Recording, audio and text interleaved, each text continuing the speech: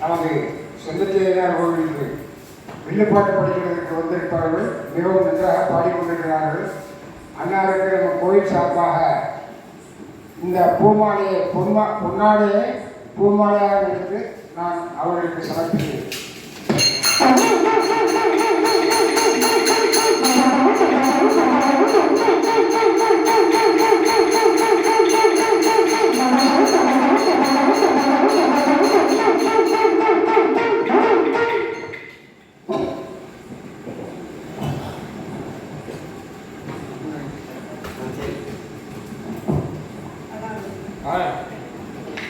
வெள்ளிசை நடத்தி வரக்கூடிய நமக்கு நமது முடிவேற்காரர்கள் நகரிலே ஆண்டவராகவே அமர்ந்து கொண்டு இருக்கக்கூடிய செந்தட்டி ஐயனுடைய வாசலில் அருமை வெறுமையாக